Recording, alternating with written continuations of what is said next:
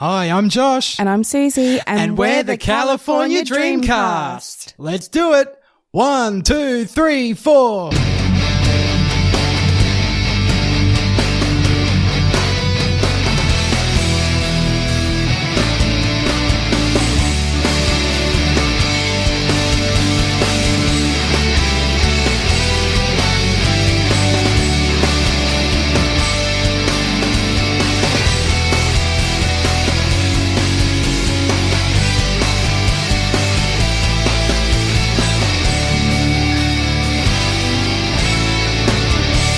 Hey everyone, hope you had a good holiday break. It's probably still kicking, considering it's the turn of the year. Yep. As we record this, and we're here for episode 7 of California Dreams. Guess who's coming to brunch? Guess who's coming to brunch? Not Lupper or Linner, but brunch. But brunch. Yes. It's actually a play on the 1967 movie Guess Who's Coming to Dinner. Hey, there we go. Which starred Spencer Tracy, Sidney Poitier, and Katharine Hepburn. Sidney Poitier. Sidney Poitier. And it was 17 days before Spencer Tracy's death. It was filmed, like they finished filming 17 days before his death. Right.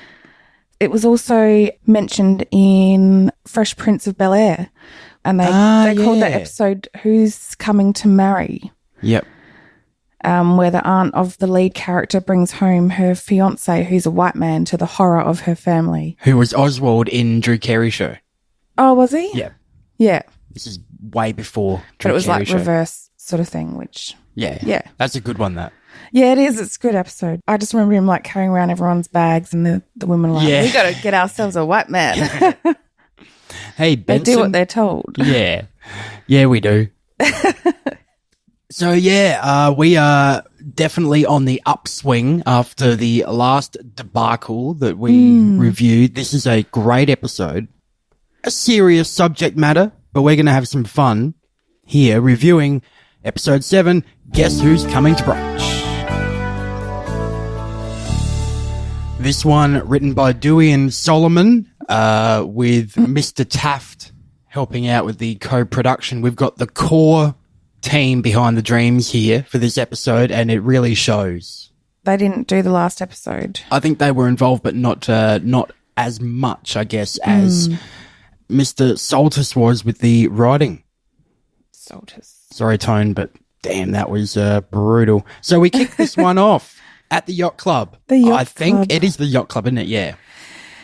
This is their daytime setup, I guess. Yeah. Oh, no, because they were playing the gig, so maybe that was... I'm not sure what time of day it was, but that's irrelevant. We're at the Yacht Club. Sly's on the band for taking a bathroom break, and philosophical Jenny returns from episode 1 to give us some words of wisdom. Well, millions are starving. All these rich people care about is whether or not to get a black or white Mercedes. Come on, Jenny, it's not that simple. Are we talking convertible or hardtop? Enter Kimberly Blanchard, young lass who chats up Tony at the bar. He's got Googamoo eyes for her. Googamoo. Googamoo. Kokomo. There's Tony and Sly, Jenny, Tiff and Matt. Googamoo. Where did you get that word it's from? a Cal Dreams thing. We'll get to it. Okay. Yeah, don't worry. I think actually the next episode is where Googamoo really becomes a staple. I didn't know that phrase. was a thing. Yeah, it is. Okay. It is. Sly says her dad's a millionaire, referring to Kimberly, and she wouldn't even go out with him, to which Tony replies, that means she got good looks and good taste. Tony wants a solo to impress Kimberly, so dedicates their next song to her. Great song, Rain. We only get about 10 seconds of it before ba-boom, speaker blows up right in Tony's ear. We have pyro here. Yeah, it was some action. Wasn't expecting that. Just waiting for John McClane to come swinging down and save Christmas. Die Hard. Yeah, I've never seen Die Hard. Where's the divorce papers right now? We'll get that sorted. So Kimberly's there to take care of Tony, though. She's going to take him out for some air. Oh, I need some air. Yeah. Oh, I was just saying I need air. Nobody checked on Tiff, though, because she was probably standing closer to that amp. Yeah, that was... But this episode's all about Tony. It is. So Kimberly is played by Brooke Langton, a.k.a. Samantha Riley from Melrose Place. Yeah. Melrose, the hottest address in town. Bam. She was Andrew's shoe. She was Billy's girlfriend. The shoe. Well, when we watched Melrose Place again, we had nicknames for all the... Andrew's shoe, he is a shoe. Not a sandal or a thong.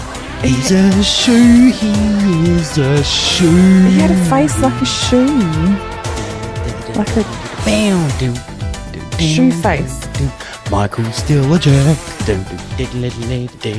Yeah, but you feel sorry for him afterwards. Really? Yeah, doesn't he get killed? No.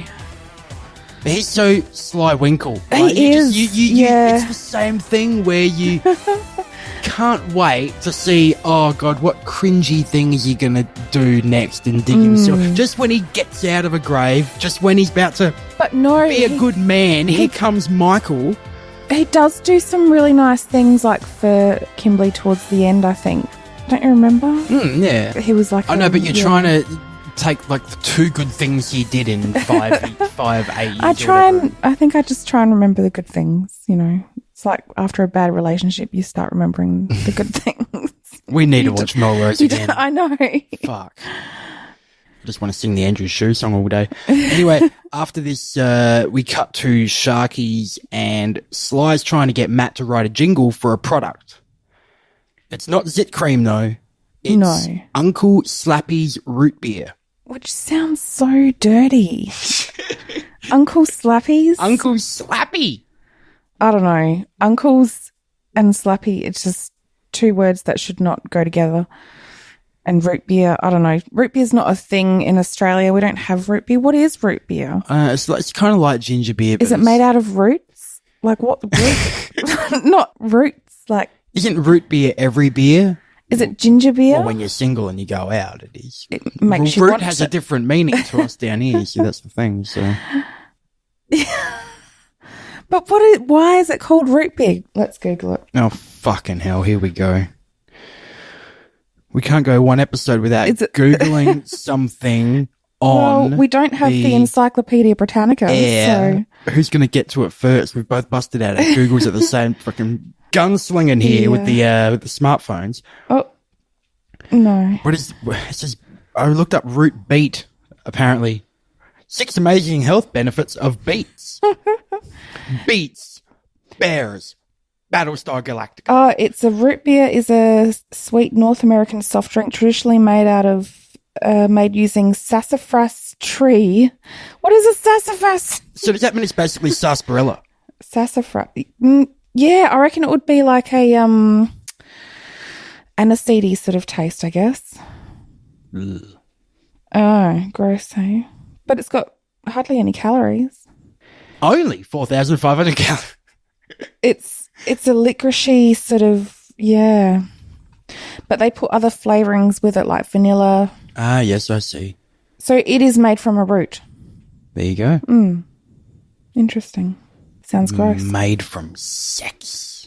Remember that beer ad that was around years ago? Or was it Han or something? Carlton Draft. Made from beer. Root beer. Made from sex.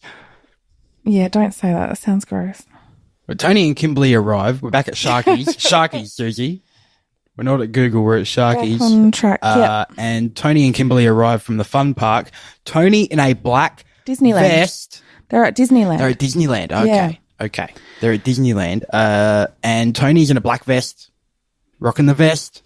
There are I noticed some really good outfits for Tony in this episode. There was a lot of like baseball jersey type things. It made me think of you. And there was the cross colours. Yep. Top. And Kimberly here in the most 90s-ified jacket ever. I felt like I was watching the Rockers in WWF circa 91. Just colours just bursting everywhere. It was a mosaic of colour. I love it. It was hard to look at. It was great to look at. Are you kidding me? Oh, my God. It looked like she was wearing the set of Saved by the Bell. It was fucking rad.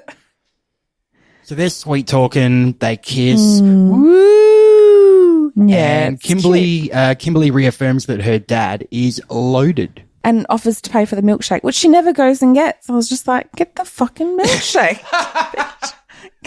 Go and get your man a fucking milkshake. I get some fucking fries, bitch. We're not here for a haircut. We're here to eat. Yeah. And that's just me obsessed with food because I wanted, milkshake. You are hungry today. I'm hungry. We've got a tin of, which you'll be able to hear me open. We have a tin. Yeah, I've eaten about half of them. Of Cadbury Rose's chocolates, and the level has gone down a little since last night. But what is amazing about Cadbury Roses, this episode sponsored by Cadbury apparently, they have finally... That'd be nice. We get free merchandise from Cadbury. I'll get the marketing department onto that.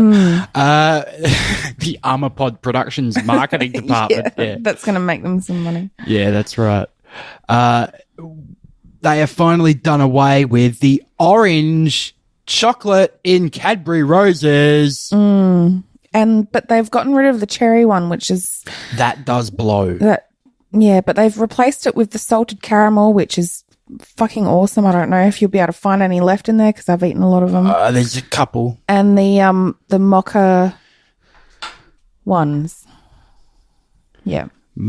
Dark mocha. Dark mocha. I'm going to break all the rules of podcasting and eat one right here on the show. Fuck it. It's our show. Screw you. It's our show. We do what we want. Oh, my God. I know. It's really nice. It's like a fudge. Like a dark chocolate They've fudge. still got their fudge one, but it's the light chocolate. Holy shit. All right. Back to podcasting. Sorry. Yeah. Oh, I'm going to send this to Chris Fresh just so he can hear me eating on the podcast and I can drive him nuts. Who's Chris Fresh? You don't need to know about that. Who has a last name with Fresh? So, no, he does fine work. Shout out to Melbourne City Wrestling. So, after the little rendezvous here at Sharky's, we cut to the garage and Sly gets a preview of the Uncle Slappy jingle. If you're sweltering in the desert, tongue is bloated from thirst, drink Uncle Slappy's root beer, 'cause dying would be worse. The jingle changes throughout the whole show. It does get I couldn't rewritten. keep track of them. Well, here Sly's like, come on, bend the truth a bit, guys. But they were all better than the last one that they did. The one at the end of the show. I think that was part of the irony of this. Okay.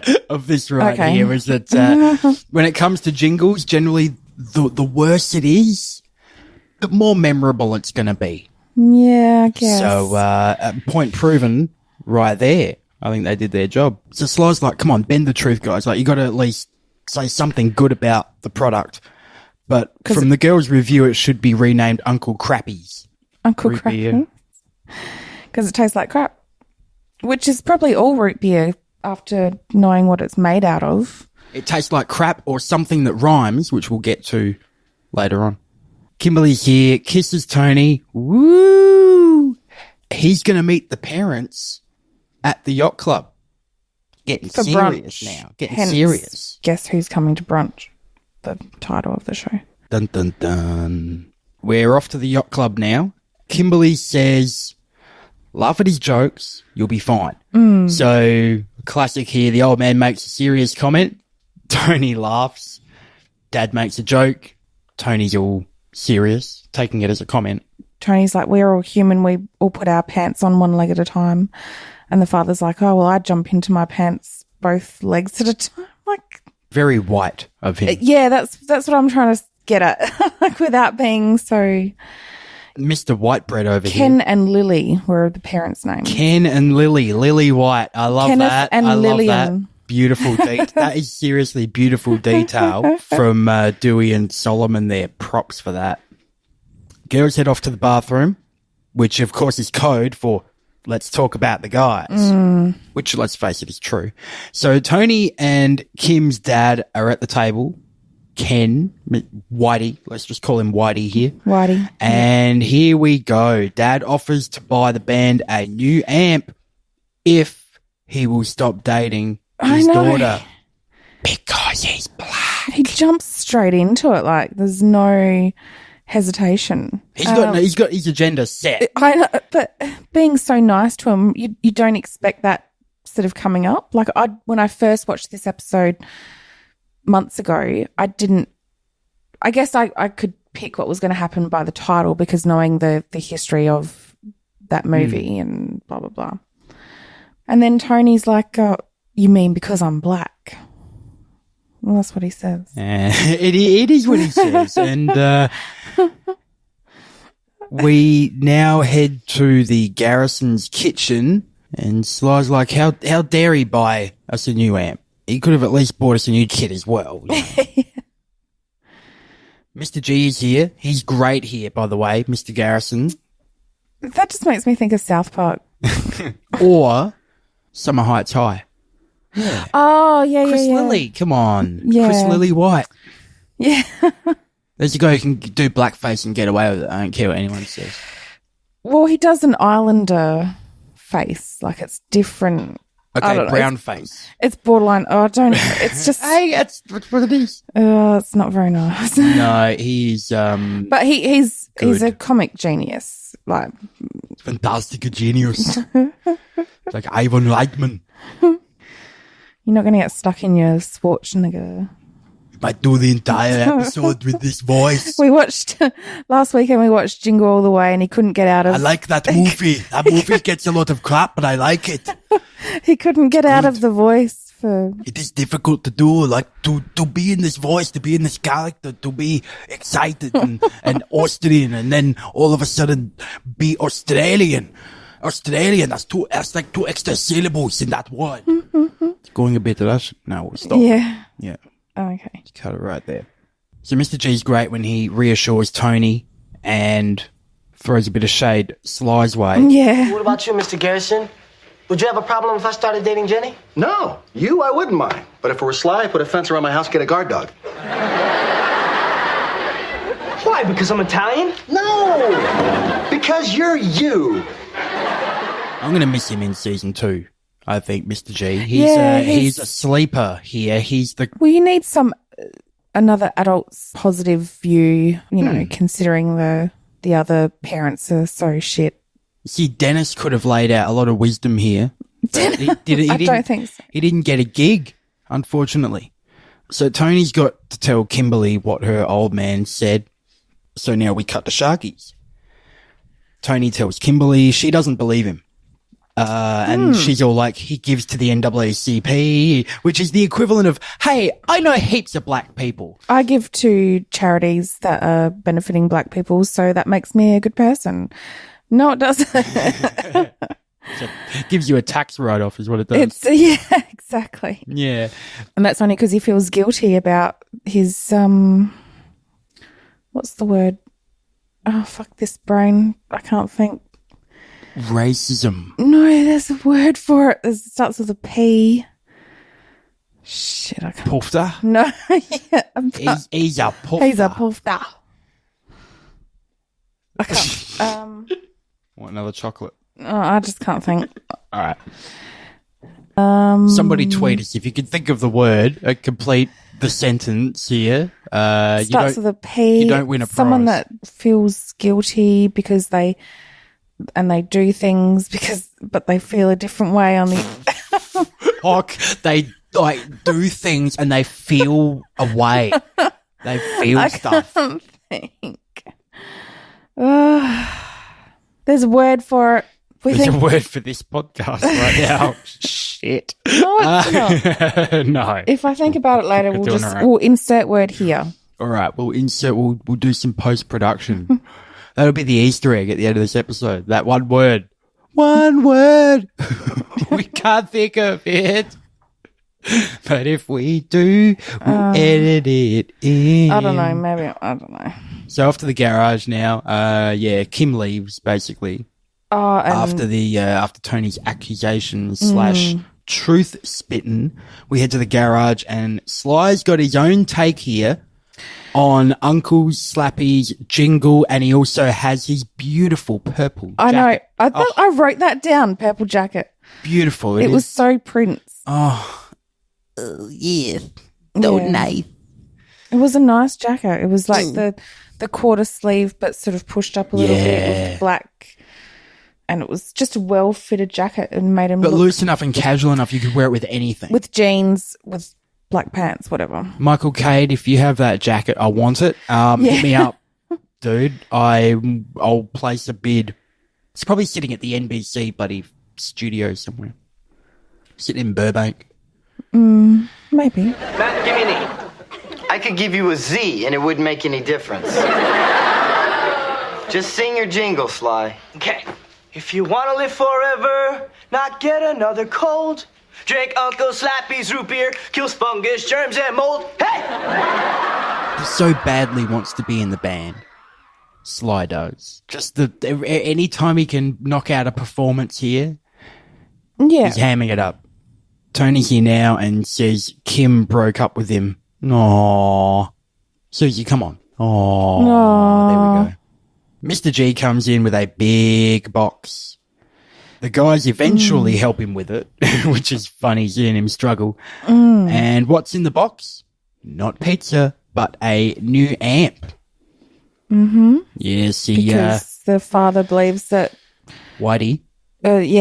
Tony did break up with Kim, not the other way around. That's right. And this was his reward. Yeah. Apparently. He's going to tell Whitey what he can do with his amp.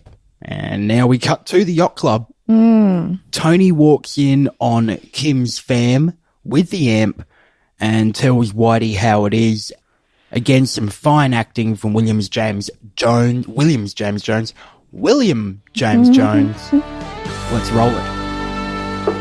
Is this seat taken? Tony, what are you doing here? Tony, I told you that I didn't want to see you anymore. Yeah, well, tell your father because he thinks I'm the one who broke it off. He even sent me this amp here to seal the deal. Daddy? Ken, is this true? I did it for Kimberly. Daddy, how could you? It would have been a very tough relationship. Yeah, people like you make it even tougher. Look, Tony, you're a very nice young man. How would you know? You can't see past my skin. Just like you can't see me and Kimberly as a guy dating a girl, only as a black guy dating your white daughter. It's not that simple. Oh, sure, it's simple. You think you're better than me because you're white. Well, you're not. I think I've heard enough, Tony. Yeah, well, I said enough. So we cut to the garage and Uncle Slappy enters. Oh, boy. First, Sly's being a poop because he hates the new Uncle Slappy lyrics. And and Uncle Slappy is a serious businessman, of course, which we find out he is not. So Slappy's here, and here's the new and improved version, apparently, of the jingle. For guys and girls who wanna drink, whether you're short, tall, thin, or fat, drink Uncle Slappy's root beer because it tastes like that. Tastes like that? Well, what's that? Because it tastes like that. See, this is subliminal marketing here on the part of the Dreams. So there's a method to the madness. I like it, but I just think it sounds so stupid. I don't know. It is their nice way of getting around using the word crap because it tastes like crap. Uncle Crappies. That and crap, they don't. It's close enough. In your mind, maybe. It is close enough for me. Come on, nobody enunciates these days when they sing anyway. Crap. So it doesn't that crap. No, it doesn't. It's close enough. Well, you'd like to think that, but I don't think it is. I'm no poet laureate here. I'm just a guy. No, you're not. I'm not a guy. Thank thee. You're not a poet. Come on, Fred first. So he doesn't have the melody written, doesn't have an instrumental bass for the song, but he just hands over a check for lyrics written down on a piece of paper. I want to try that. Just write down some stupid lyrics and get paid for it. Easy money for the Dreams. Well, it wasn't easy money because they had to rewrite the thing so many friggin' times, but in the end, it ended up being relatively easy money for the band. So, yay. $1,000. Good on the band. They can get their new amp now, guilt-free, and Uncle Crappy's business class opening soon for all of you entrepreneurs. Crappy leaves and Tony enters to tell the band that he gave that quasi-liberal two-faced bigot but his amp back. He's still upset about things. Kimberly walks in because she followed him because she's a stalker. Yeah. Doesn't mind harassing the poor man. Kimberly walks in and says that she'll stand up to her dad. She admits that Tony was right about her father. Yeah. So with that in mind, we head to Sharky's with a ba-boom. Sly nearly blows out the new amp. Oh, does he? I missed that. Over-amplified ba-boom brain. Kimberly enters and apparently her dad is sending her to Paris. Sending her to Paris. Well, she wanted to go in the beginning, but... Like a puppy in a cargo cart. Why does everyone go to Paris? It was a 90s thing, like Joey on Dawson's Creek. Yeah, she goes to Paris. She goes to Paris. Jenny, spoiler alert, at the beginning of season 2, she goes to Paris. There's someone else who ends up going to fucking Paris. Oh, I don't know. I think it's just code for when you want to get rid of a character. It's like Neighbours. It's like Neighbours whenever they go in Adelaide. They're going to Adelaide. Fucking go in Adelaide. I'm going to Adelaide. Later. Oh, shit. Because they're going to, of course, go to Adelaide and die. They're going to end up getting killed. Again. So it's like, they're going to end up in a barrel. We put people in barrels. I shouldn't laugh about barrels. Half our cast are now in barrels. Sitting in a bank in Snowtown. They renamed Snowtown.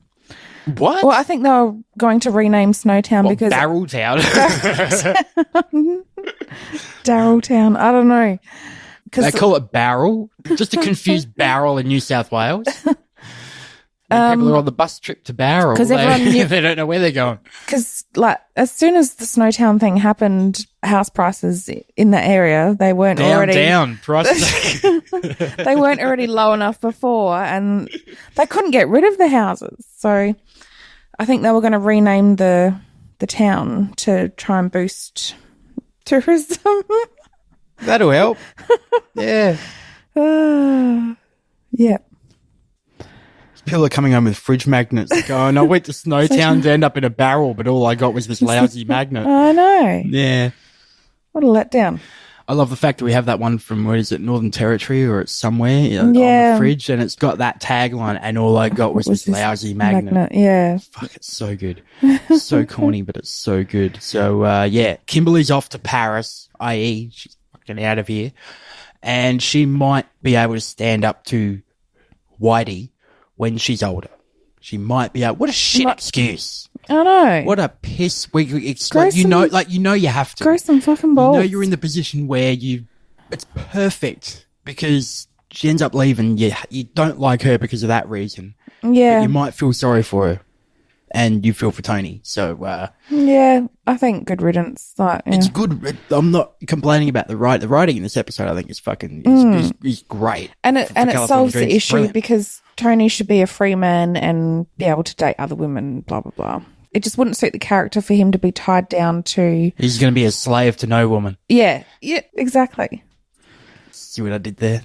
I know what you did there. She no-sold it completely. Far out. I was waiting for a pop there. But anyway... slavery jokes are not... It wasn't a slavery joke. It was a joke with the word slave in it.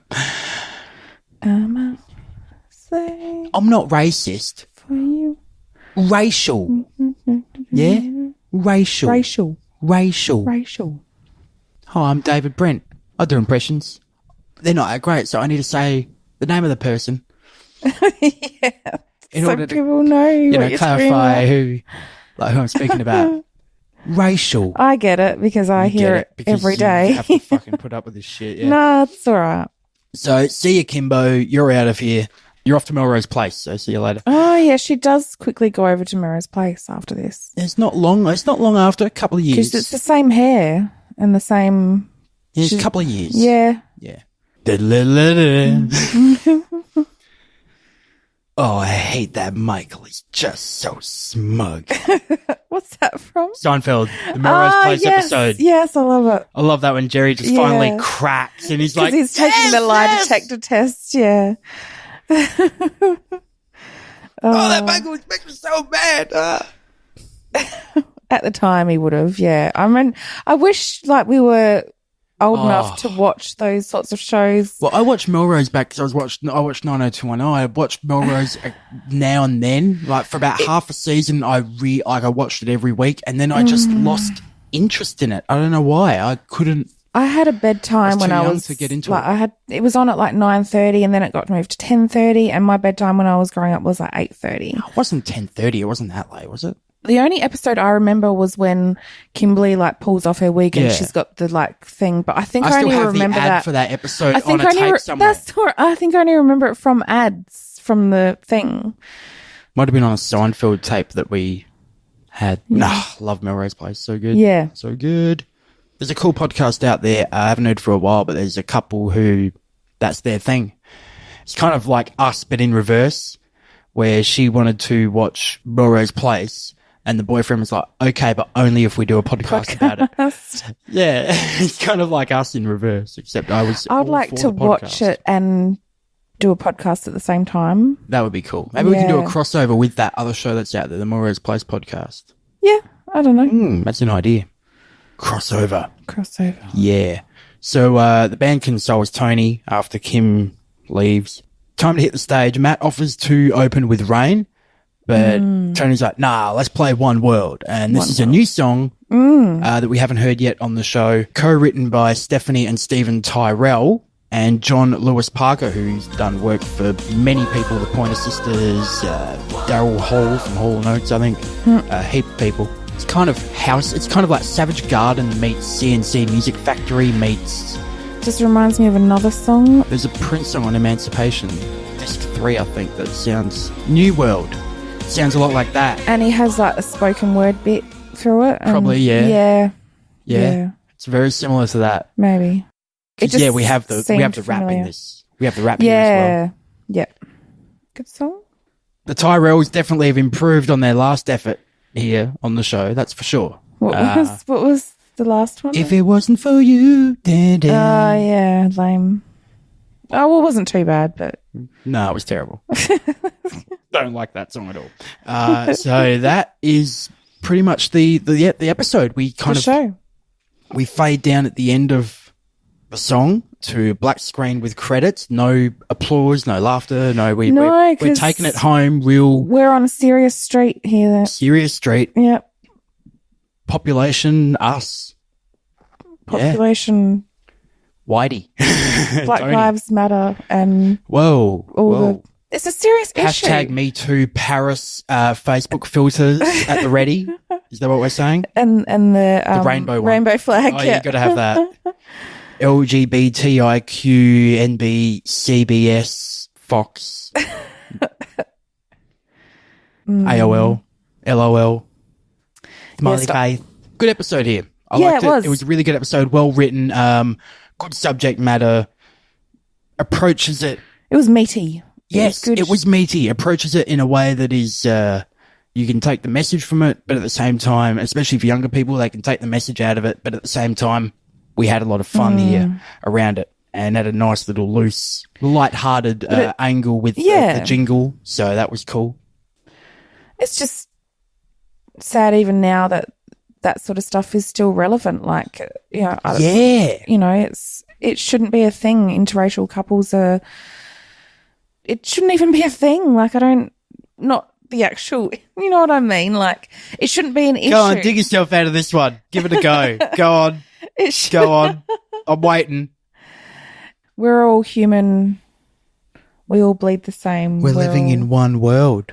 It was like on that Joe Rogan podcast when he was talking about how stupid it is that we're racially defined by how early we migrated out of Africa and what tone our skin is. It determines our standing in this world. And it's so fucking stupid. We all come from the same place, you know, like we're all the fucking same. Anyway. There we go. Gets me angry. I'm done. She's done. She's off the soapbox. And got a... well, what are we going to do now? I guess we'll take it home. Yeah, take it home. All right. Take it home. So that's this week's episode. Thank you for checking it out. If you're a regular listener, big thank you to you for sticking around. If you want to subscribe to the show and you haven't yet, you can hit us up on iTunes and many good podcast apps, of course, at californiadreamcast.libsyn.com. You can find us there. We're on Facebook at California Dreamcast, also on Twitter at CalDreamsCast, Instagram at California Dreamcast. How many fucking times can I say California Dreamcast in one way or another? I'd get tongue-tied. Within the matter of a few seconds. And if you can leave us a rating and review on iTunes or your chosen podcast app, we would greatly appreciate that. Shout out to Adam Massacre for our theme song, the California Dreams cover, and he's got some new material out there on his YouTube channel, some new WWE covers, so yeah, go and suss out Adam Massacre. That's a cool name. Adam Massacre. Do you think that's his real name? It's not. Oh. You change it by deed poll to Mr. Massacre. That's not going to look sus on an NSA watch list or anything at all. No. No way. Mr. Massacre. But good dude. Check him out. And that'll do us, I reckon, for this one. Yep. We're going to catch you next time with It's a Guy Thing. We'll have some fun there. Until then, I'm Josh. And I'm Susie. Stay stout and Happy New Year. Yeah. Happy New Year.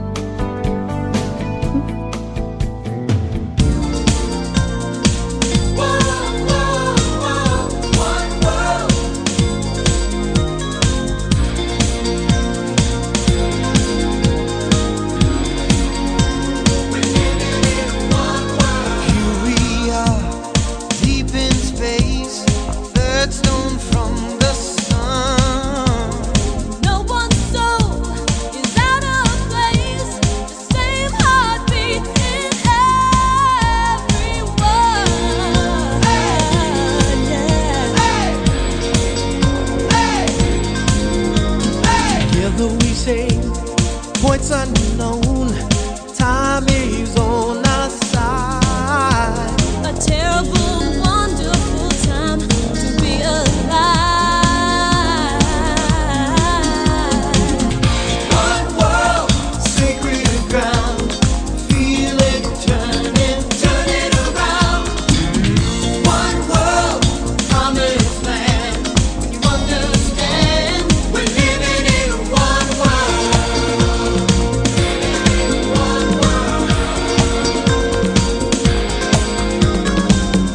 One man out on the streets, searching for a home.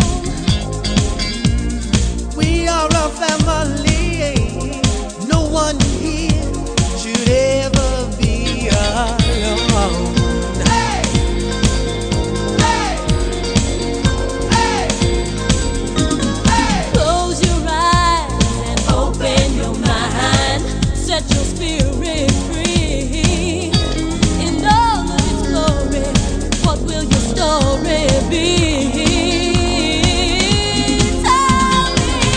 One world, sacred ground. Feel it turning, turn it around. One world, promised land. When you understand, we're living in one world. One world, walls come down. We can turn it around. One world, family. Wake up and see, we're living in one world.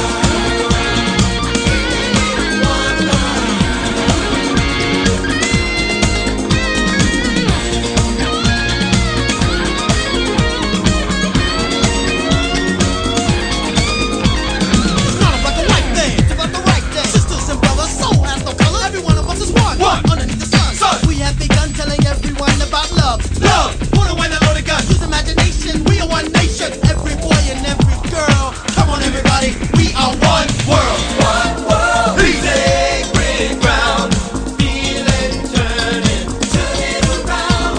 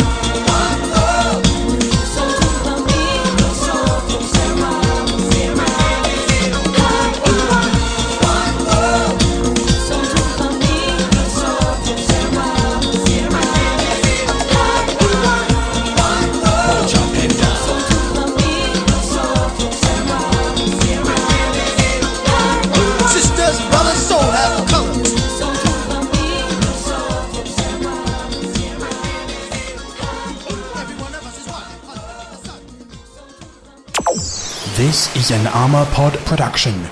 Send all production inquiries to armourpod@gmail.com.